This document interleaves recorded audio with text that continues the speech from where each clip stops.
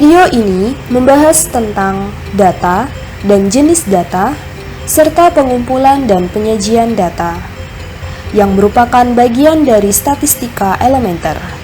Check it out! Assalamualaikum warahmatullahi wabarakatuh. Bagaimana kabar kalian? Waalaikumsalam warahmatullahi wabarakatuh. Alhamdulillah sehat, Bu. Waalaikumsalam warahmatullahi wabarakatuh. Alhamdulillah sehat, Bu. Alhamdulillah sehat, Bu. Waalaikumsalam. Alhamdulillah sehat, Bu. Alhamdulillahirrahmanirrahim. Dalam kondisi apapun, tetap berikhtiar untuk menuntut ilmu ya. Sekarang kita akan membahas tentang data dan jenis data, serta pengumpulan dan penyajian data.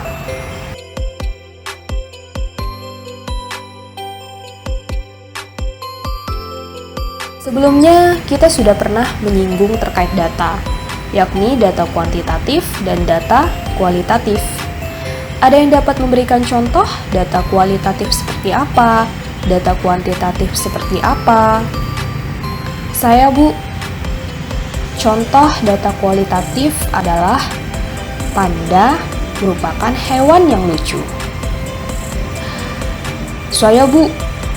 Contoh dari data kuantitatif adalah harga buku matematika itu sebesar Rp30.000. Ya, tepat.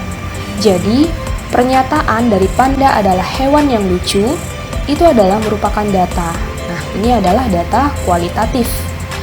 Sedangkan yang dinyatakan bahwa harga buku matematika sebesar Rp30.000 itu juga merupakan data, dan itu adalah data kuantitatif. Berikut adalah pengertian data dan jenisnya. Jadi, data statistik adalah suatu hasil pengukuran tentang sesuatu informasi atau keterangan-keterangan. Nah, informasi itu dapat berbentuk kualitatif atau kuantitatif, seperti yang sudah kalian sampaikan tadi, contoh-contohnya. Kemudian pengertian data kualitatif itu adalah data informasi yang berbentuk kalimat verbal, bukan berupa simbol angka atau bilangan. Ya, tepat ya, tadi contohnya adalah panda merupakan hewan yang lucu. Nah, itu kan tidak ada mengandung angka maupun bilangan. Contoh lainnya adalah baik, buruk, sangat baik, baik, kurang baik, sukses, dan lain-lain. Itu juga merupakan contoh dari data kualitatif. Misalnya, nilai rapot Dida sangat baik. Nah, itu adalah pernyataan dari data kualitatif. Selanjutnya, pengertian data kuantitatif adalah jenis data yang dapat diukur atau measurable atau dihitung secara langsung sebagai variabel angka atau bilangan. Nah, seperti yang dinyatakan sebelumnya, contoh dari data kuantitatif adalah harga buku matematika itu sebesar Rp30.000. Nah, dalam pernyataan ini dia mengandung angka atau bilangan. Nah, contoh data kuantitatif lainnya adalah jumlah penduduk di kota A adalah 875.000 orang. Kemudian tinggi badan Amir adalah 170 cm. Selanjutnya berat badan Anton adalah 60 kg. Intinya, data yang mengandung angka atau bilangan itu merupakan data kuantitatif. Jenis data selain data kuantitatif dan data kualitatif, ada lagi jenis data lainnya, yakni data diskrit dan data kontinu.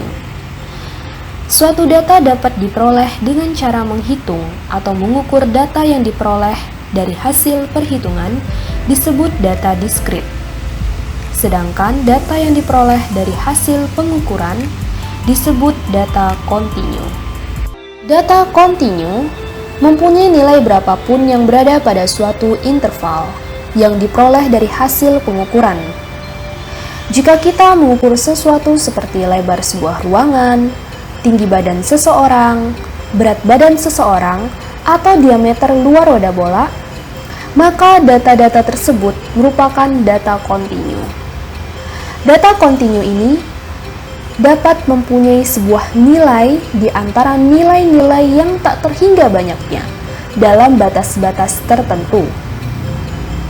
Sebagai contoh, jarak antara Provinsi Jawa Tengah dan Yogyakarta melalui Jalan Semarang hingga Yogyakarta bisa mencapai 57 mil atau 56,54 mil atau 56,5448 mil dan seterusnya, tergantung pada ketelitian alat ukur yang digunakan.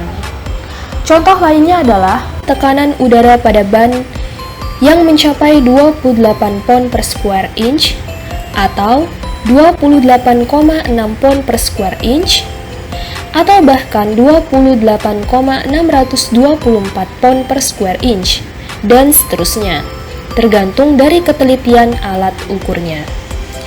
Contoh data kontinu lainnya adalah data tentang hasil panen padi, panjang jalan, berat sapi, dan sebagainya.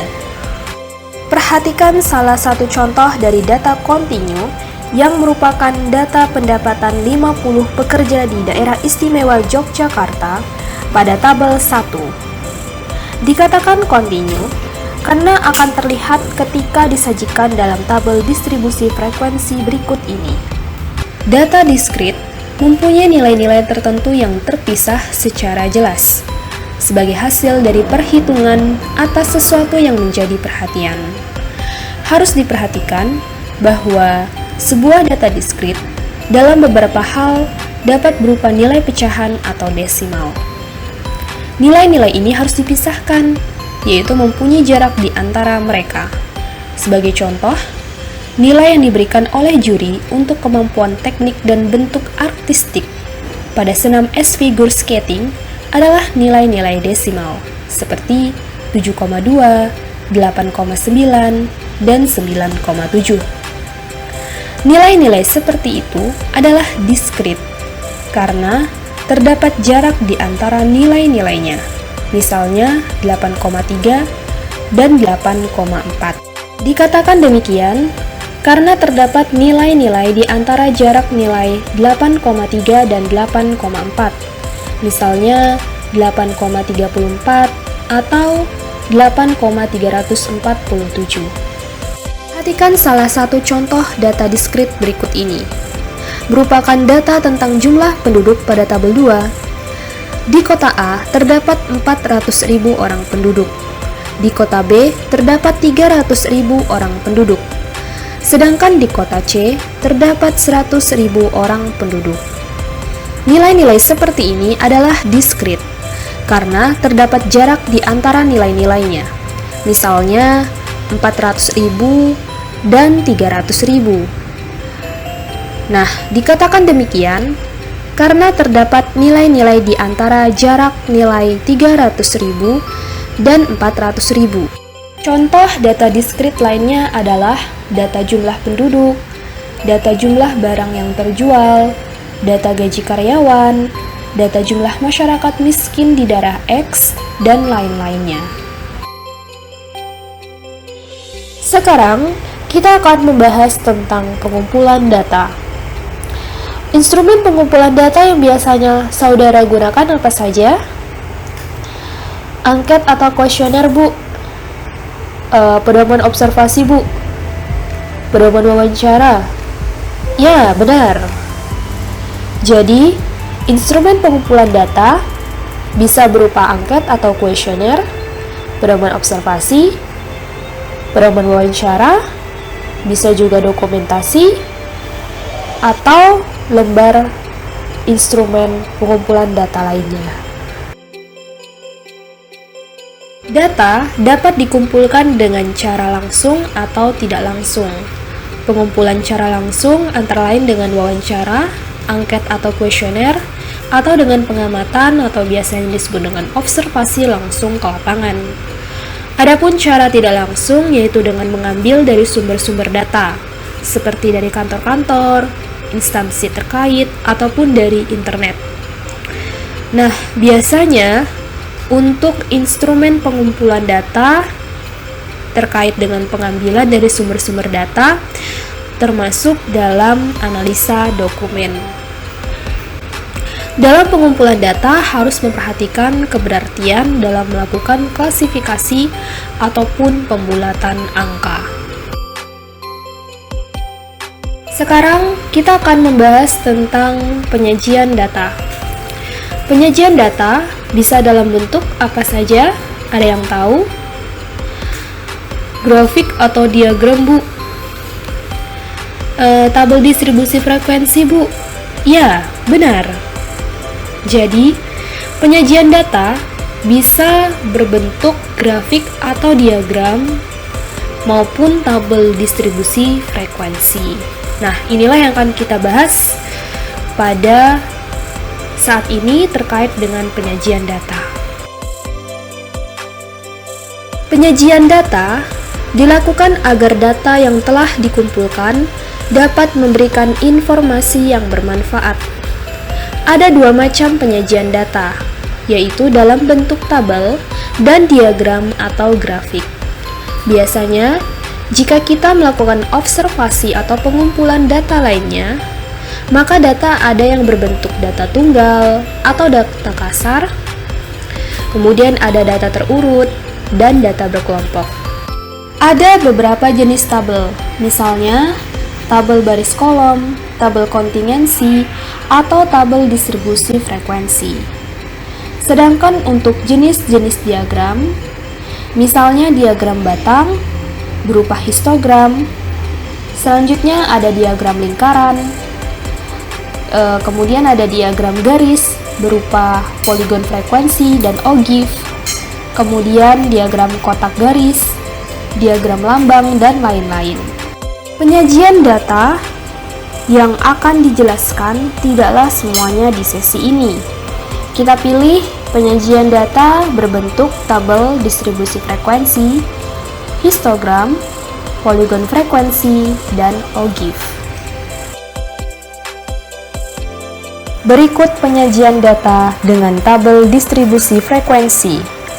Dalam melakukan pengukuran atau observasi, diperoleh sejumlah data yang dinamakan data kasar. Untuk memudahkan dalam pengamatan, data dibagi menjadi beberapa kelompok dan disajikan dalam suatu tabel yang disebut tabel distribusi frekuensi. Berikut ditampilkan beberapa tabel distribusi frekuensi. Sebagai contoh dari membuat tabel distribusi frekuensi, perhatikan hasil ulangan matematika dari 50 peserta didik berikut ini. Untuk membuat daftar distribusi frekuensi data berkelompok, ditempuh langkah-langkah sebagai berikut. Langkah pertama adalah tentukan jangkauan atau range, atau biasanya dilambangkan dengan R besar. Rumusnya adalah data terbesar dikurangi data terkecil. Data terbesar dilambangkan dengan X max, sedangkan data terkecil dilambangkan dengan X min. Diketahui pada data tersebut, data terbesar adalah 79, sedangkan data terkecil adalah 45. Jadi, hasil dari jangkauan atau range-nya adalah 34. Langkah kedua adalah tentukan banyaknya kelas interval atau biasanya dilambangkan dengan K kecil.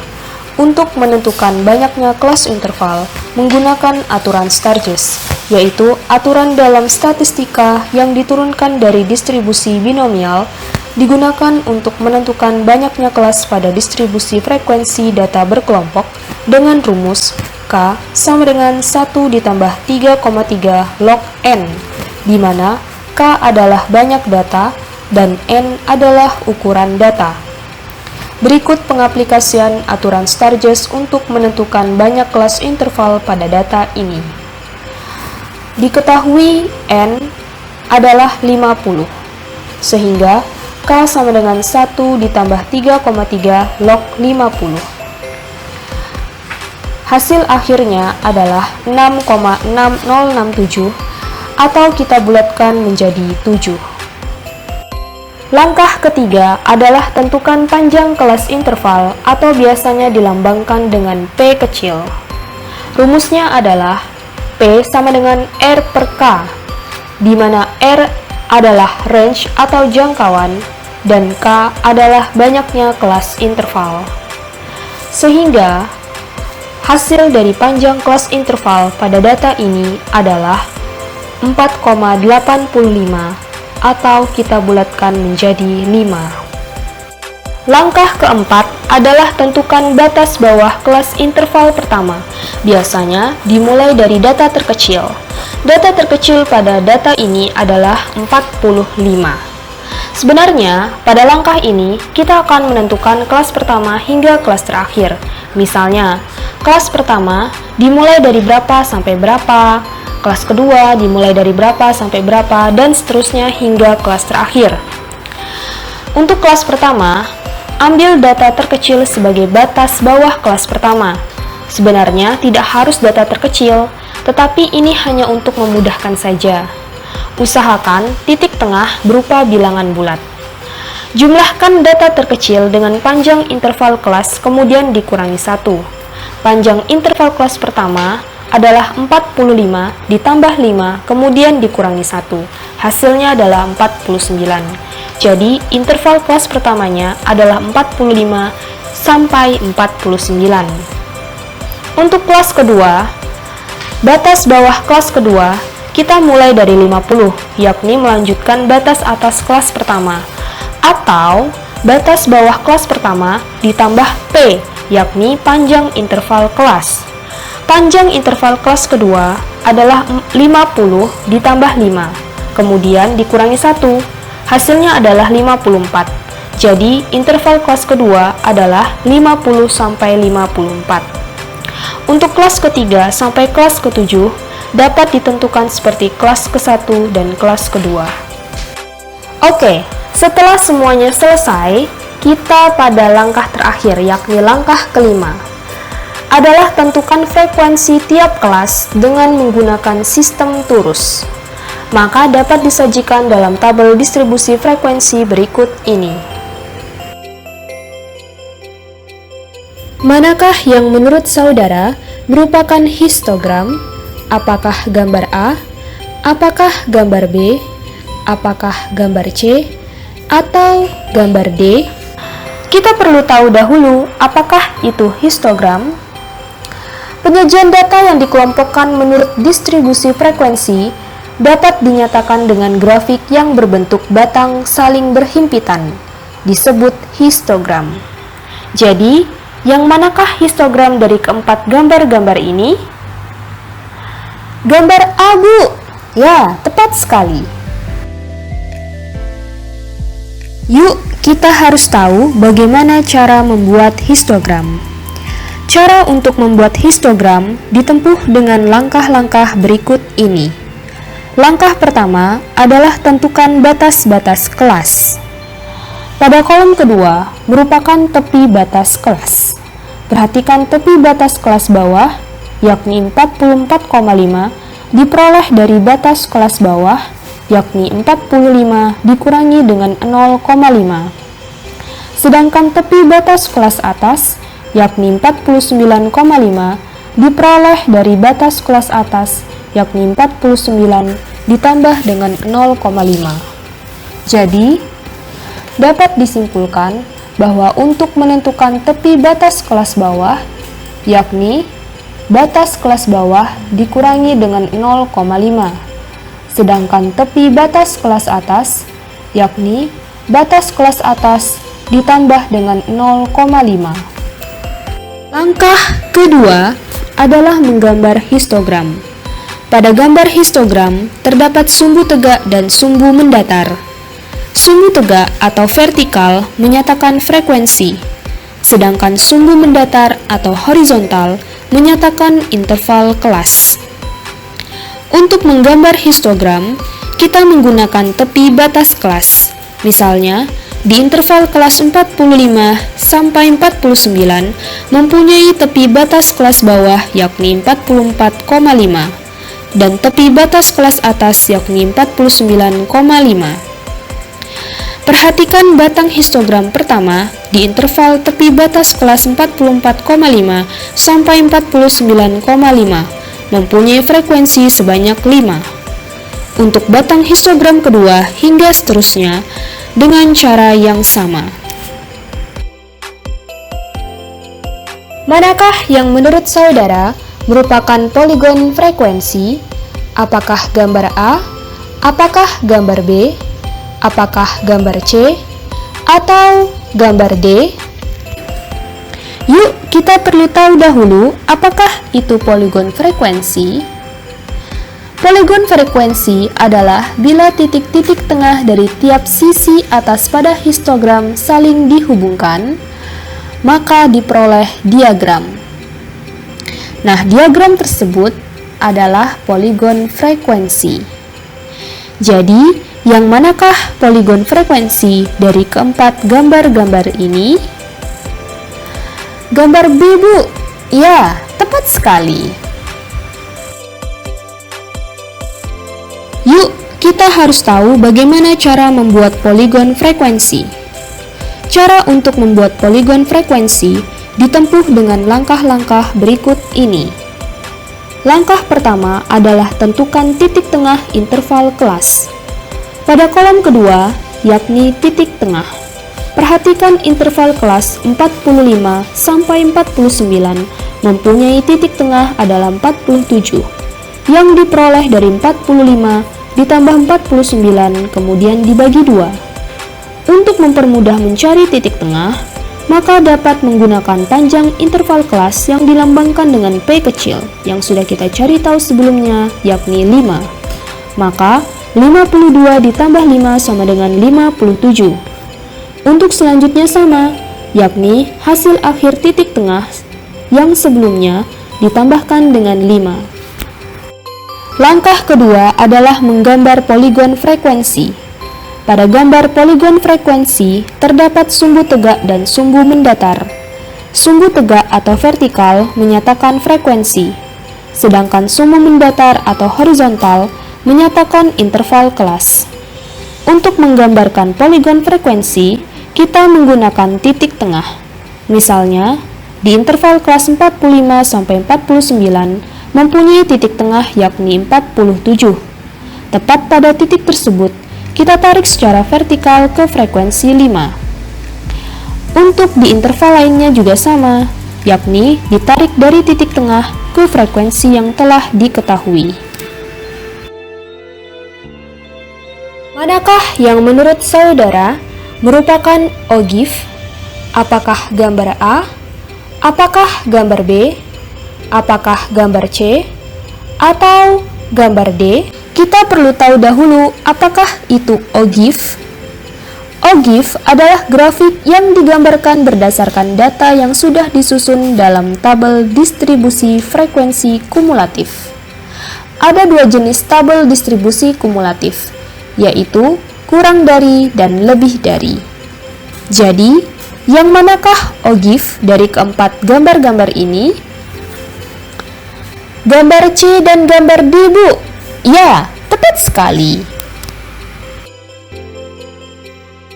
Distribusi frekuensi kumulatif adalah tabel yang menunjukkan jumlah observasi yang menyatakan kurang dari atau lebih dari pada nilai tertentu. Yuk, kita harus tahu bagaimana cara membuat ogive. Langkah pertama adalah buat tabel distribusi frekuensi kumulatifnya. Ada dua jenis distribusi frekuensi kumulatif yang sering digunakan, yakni distribusi frekuensi kumulatif kurang dari sama dengan dan distribusi frekuensi kumulatif lebih dari sama dengan. Frekuensi kumulatif kurang dari sama dengan atau yang dinotasikan berikut ini adalah jumlah frekuensi yang memiliki nilai kurang dari atau sama dengan nilai tepi atas suatu kelas interval. Dari tabel distribusi frekuensi kumulatif kurang dari sama dengan dapat dibuat sebuah kurva mulus yang disebut ogive positif. Perhatikan tabel berikut ini yang merupakan distribusi frekuensi nilai ujian tengah semester. Baiklah, kita akan membuat tabel frekuensi kumulatif kurang dari dengan membuat dua kolom. Kolom pertama merupakan tepi batas kelas atas, sedangkan kolom kedua merupakan frekuensi kumulatif kurang dari. Pada baris pertama, diperoleh tepi batas kelas atasnya adalah kurang dari sama dengan 49,5, hingga pada baris ke-8, dengan tepi batas kelas atasnya adalah 79,5. Nah, coba saudara perhatikan pada baris pertama yang mempunyai tepi batas kelas atasnya adalah 49,5. Kalau kurang dari 49,5, berarti kan nilai-nilai yang kurang dari 49,5 itu misalnya 48, 47, dan seterusnya. Bahkan termasuk kurang dari 45. Jadi, peserta didik yang memperoleh nilai ujian tengah semester kurang dari sama dengan 45 tidak ada. Tetapi, yang lebih dari 45 dan kurang dari 49,5 ada, yakni 5 orang peserta didik.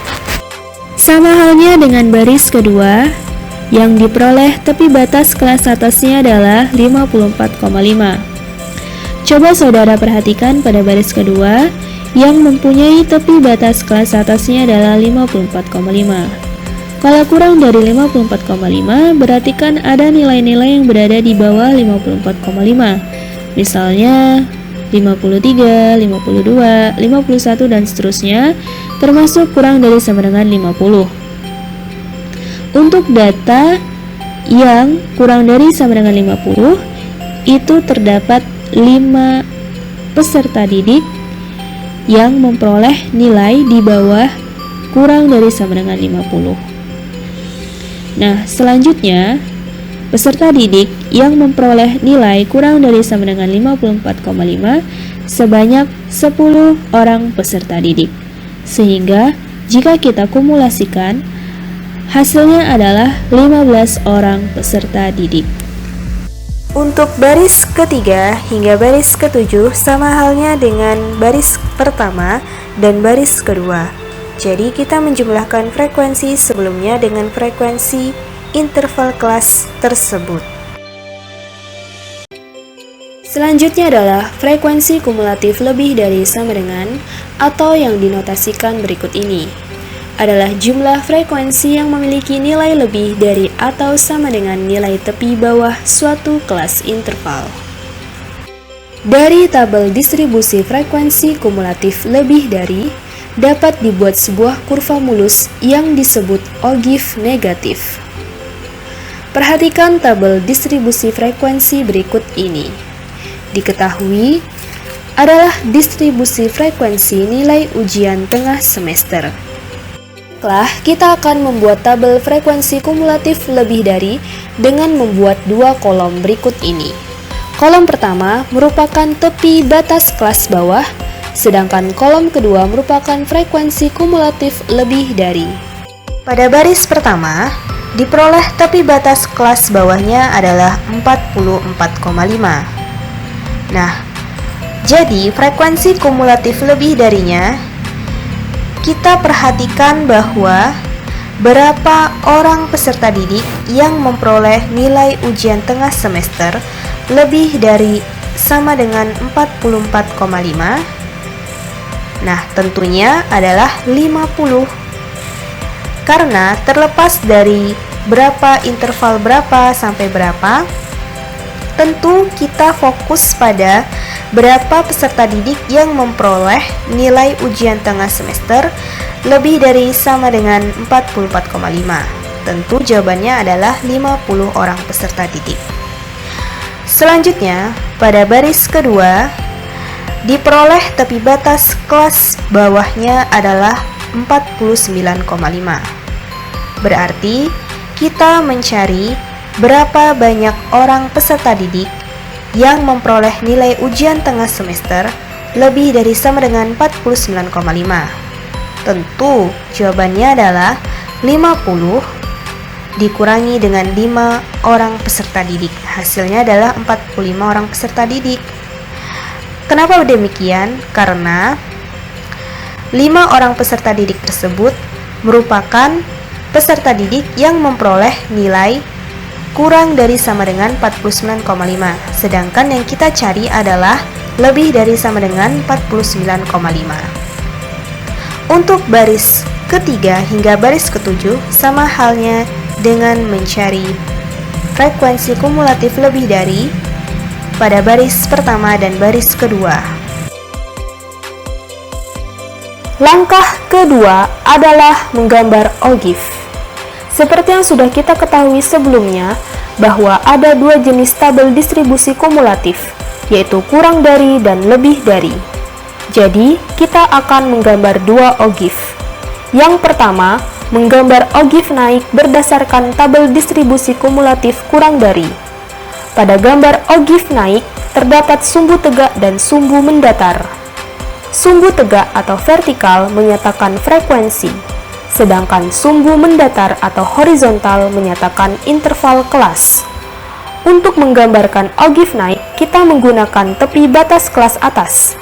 Misalnya, di titik tepi batas kelas atas, yakni 49,5 di interval kelas 45-49, mulai dari 5. Selanjutnya, disesuaikan dengan tabel distribusi frekuensi kumulatif kurang dari. Yang kedua, menggambar ogive turun berdasarkan tabel distribusi kumulatif lebih dari.